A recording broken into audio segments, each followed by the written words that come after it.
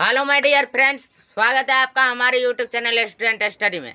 कैसे हो आप सब? उम्मीद करता हूँ आप लोग मस्त होंगे। तो चलिए, एक स्टूडेंट ने हमको इंस्टाग्राम पर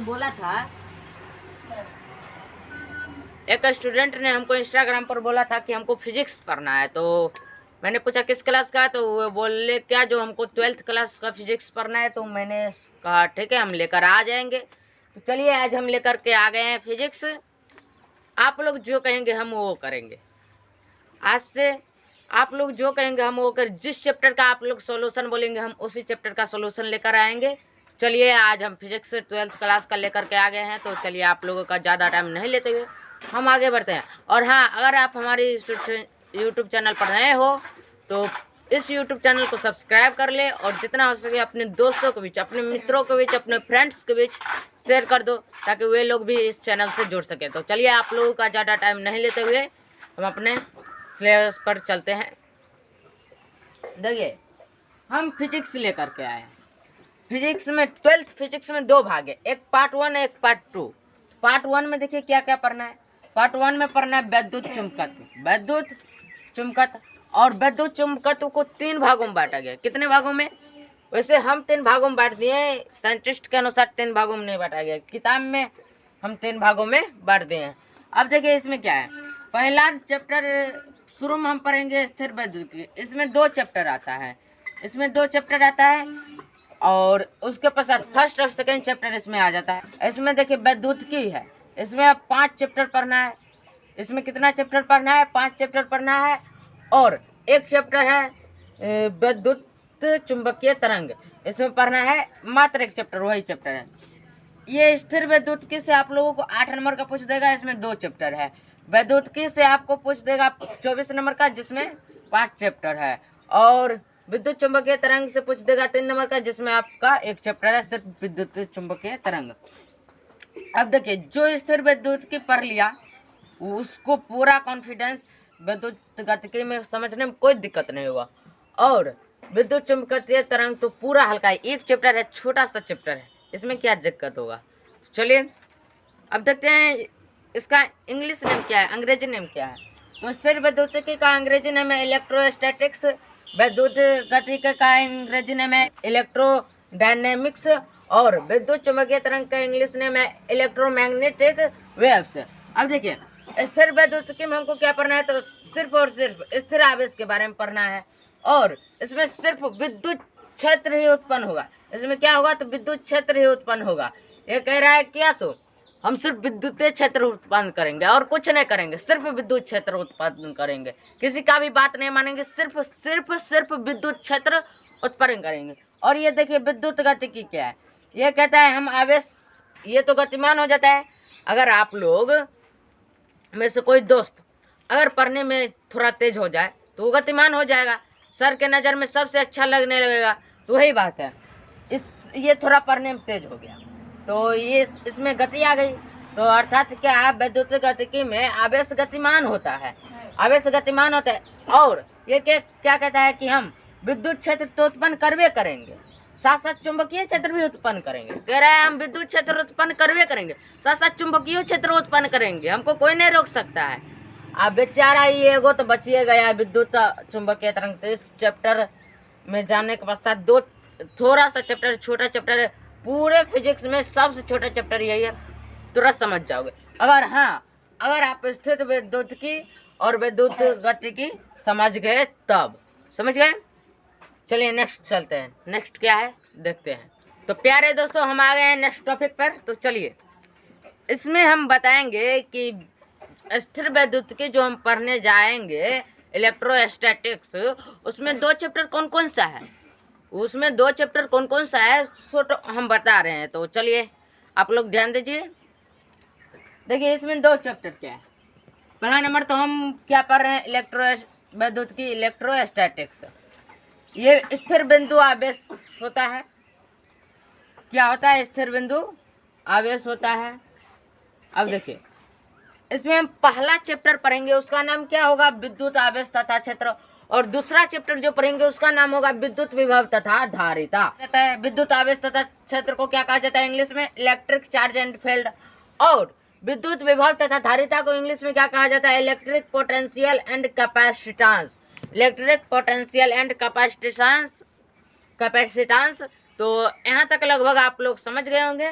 चलिए हम नेक्स्ट टॉपिक पर चलते हैं। अब हम नेक्स्ट टॉपिक में चलेंगे क्या? तो विद्युत आवेश तथा क्षेत्र में, इसमें हमको क्या क्या टॉपिक पढ़ना है वो हम देखेंगे। तो चलिए हम बढ़ते हैं नेक्स्ट। तो माय डियर फ्रेंड्स, हम आ गए हैं अब चैप्टर इंट्रो पर। चैप्टर के परिचय पर तो देख लीजिए। परिचय क्या है? फर्स्ट चैप्टर है विद्युत आवेश तथा क्षेत्र। अब देखिए इसमें क्या क्या टॉपिक पढ़ना है सो हम बता रहे हैं। और 2 वैज्ञानिक हुए जिनके प्रमेय हुए और नियम हुए, तो चलिए उनके बारे में हम जान लेते हैं। देखिए हमको पढ़ना है विद्युत आवेश तथा क्षेत्र, electric charge and field. Electric charge and field, इसमें देखिए हमको पढ़ना क्या क्या चीज़ है। एक पढ़ना है विद्युत आवेश, इसके प्रकार तथा इसके गुण। फर्स्ट टॉपिक इसका क्या है? विद्युत आवेश और इसके प्रकार तथा इसके गुण। और दूसरा टॉपिक हमारा होगा चालक पदार्थ और विद्युत रोधी पदार्थ। वो पदार्थ जिसमें विद्युत धारा प्रवाह करते हैं उसे चालक पदार्थ कहते हैं, और वो पदार्थ जिसमें विद्युत धारा प्रवाह नहीं करते उसे विद्युत रोधी पदार्थ कहते हैं। तो इनके बारे में हम पढ़ेंगे। विद्युत का आवेशन कितने प्रकार से होते हैं तो वो हम पढ़ेंगे। विद्युत का आवेशन 3 प्रकार से होते हैं, घर्षण विधि से, चालन विधि से, प्रेरण विधि से। इनके बारे में भी हम पढ़ेंगे। और नेक्स्ट टॉपिक हमारा होगा कूलॉम का नियम। कूलॉम अंकल क्या नियम दे गए थे, कूलॉम चाचा क्या नियम दे गए थे, उनके बारे में पढ़ेंगे। तथा इसका सदिश रूप और अनुप्रयोग, कूलॉम चाचा के नियम का सदिश रूप भी पढ़ेंगे और कूलॉम चाचा के नियम का अनुप्रयोग भी हम करेंगे। अब देखिए कूलॉम नियम पर आधारित अंकित प्रश्न। कूलॉम चाचा के नियम पर जो आधारित अंकित प्रश्न है, कूलॉम चाचा के नियम पर जो आधारित अंकित प्रश्न है उसे हम सॉल्व करेंगे। अंकित प्रश्न तो आप लोगों को मालूम होगा, न्यूमेरिकल। कूलॉम चाचा के नियम पर जो न्यूमेरिकल है उसको हम सॉल्व करेंगे। और उसके पश्चात हम पढ़ेंगे कौन सा टॉपिक? तो विद्युत क्षेत्र तथा क्षेत्र रेखाएं। कूलॉम चाचा के नियम को पढ़ने के बाद उसके बाद हम पढ़ेंगे विद्युत क्षेत्र तथा क्षेत्र रेखाएं। और उसके बाद विद्युत क्षेत्र पर आधारित प्रश्न भी करेंगे। विद्युत क्षेत्र तथा रेखाएं पढ़ लेंगे तो उसके पश्चात हम क्या करेंगे? विद्युत क्षेत्र पर आधारित प्रश्न भी पढ़ेंगे, यानी कि बनाएंगे। और उसके पश्चात हमारा टॉपिक होगा विद्युत क्षेत्र रेखाएं तथा इसके गुण। विद्युत क्षेत्र रेखाएं जब पढ़ लेंगे तो इसके गुण क्या है, ये कैसी रेखा होती है, इसके बारे में हम पढ़ेंगे। उसके पश्चात हम पढ़ेंगे विद्युत द्विध्रुव एवं विद्युत द्विध्रुव आघूर्ण। विद्युत का द्विध्रुव पढ़ेंगे और द्विध्रुव से जो बनता है आघूर्ण उसके बारे में हम पढ़ेंगे। उसके पश्चात हम पढ़ेंगे एक विद्युत क्षेत्र में द्विध्रुव रखने पर द्विध्रुव के कारण विद्युत क्षेत्र, द्विध्रुव के कारण जो उत्पन्न विद्युत क्षेत्र होता है, उत्पन्न यहाँ लिख देते हैं, छूट गया है, उत्पन्न विद्युत क्षेत्र, उत्पन्न विद्युत क्षेत्र। यानी कि एक विद्युत क्षेत्र में द्विध्रुव रखने पर द्विध्रुव के कारण जो क्षेत्र रेखाएं उत्पन्न होते हैं, विद्युत क्षेत्र रेखाएं, उसके बारे में हम पढ़ेंगे। और लास्ट हमारा क्या होगा? तो गॉस प्रमेय, भारी भरकम प्रमेय है एक चैप्टर में, गॉस प्रमेय। तो उस सबसे लास्ट में हम गॉस प्रमेय को पढ़ेंगे। इससे बहुत क्वेश्चन आता है परीक्षा में भी और लगभग हर एक साल आता है। तो हम इतने चीज़ों के बारे में पढ़ेंगे। अब चलिए हम स्टार्ट कर देते हैं। आवेश क्या? नेक्स्ट हम चल रहे हैं आवेश क्या है, तो आवेश के बारे में पढ़ेंगे।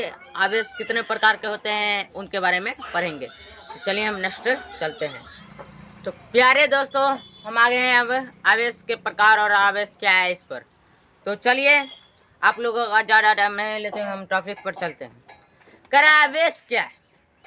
तो आवेश पदार्थ की वह मूलभूत गुण है जो क्या कहता है, जो विद्युत क्षेत्र तथा चुंबकीय क्षेत्र उत्पन्न करता है। चुंबकीय क्षेत्र उत्पन्न करता है। क्या होगा कि आवेश क्या है? तो आवेश पदार्थ का वह मूलभूत गुण है जो विद्युत क्षेत्र तथा चुंबकीय क्षेत्र उत्पन्न करता है। अब देखिए आवेश का प्रकार क्या है। तो आवेश का प्रकार बताया बेंजामिन फ्रैंकलिन ने, लेकिन इससे भी पहले थेल्स नामक वैज्ञानिक ने आवेश का प्रकार बता दिए हैं। लेकिन हम अभी बात कर रहे हैं बेंजामिन फ्रैंकलिन के बारे में। इन्होंने क्या बताया? तो इन्होंने बताया आवेश 2 प्रकार के होते हैं, ऋण आवेश, धन आवेश। अब देखिए इनका एक कहानी है, इन्होंने कैसे बता पाया कि आवेश 2 प्रकार के होते हैं। इनका एक कहानी है, ये अपने बेटे के साथ छत पर पतंग उड़ा रहे थे। पतंग पूरी आकाश में चला गया और दो बादल का टकराव हुआ, तो उसमें से बिजली लगी।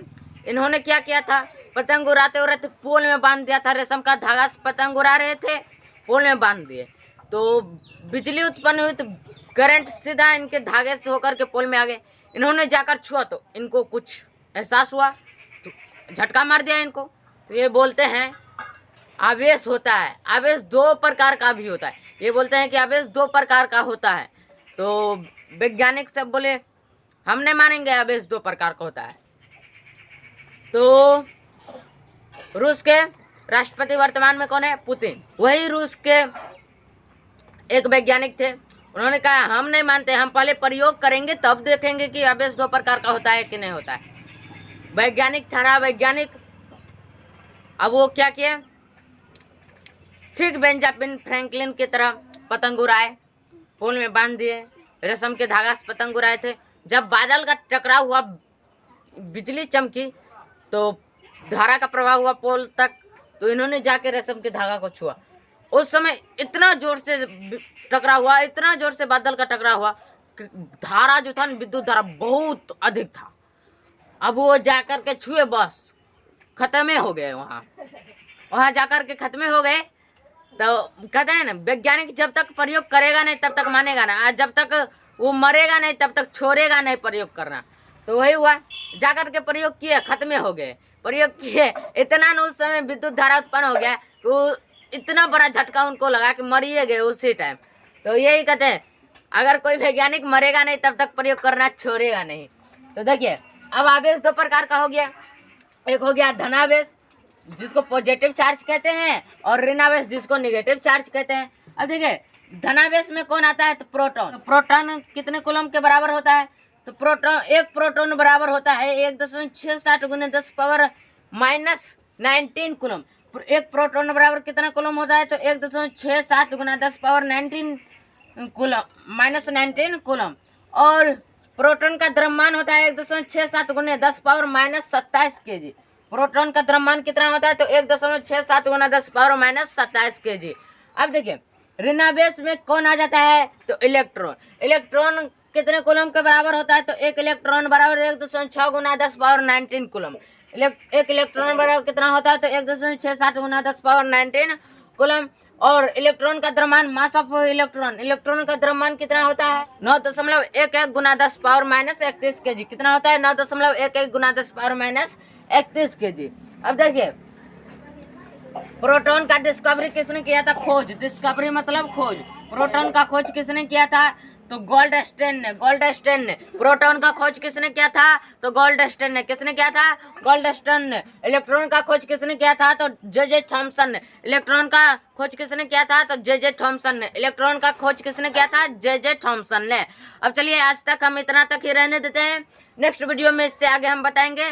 तो चलिए, अगर वीडियो पसंद आई हो तो हमारे इस चैनल को सब्सक्राइब कर लीजिएगा, और जितना हो सके अपने दोस्तों के बीच शेयर कर दीजिएगा। मिलते हैं नेक्स्ट वीडियो में, तब तक के लिए जय हिंद।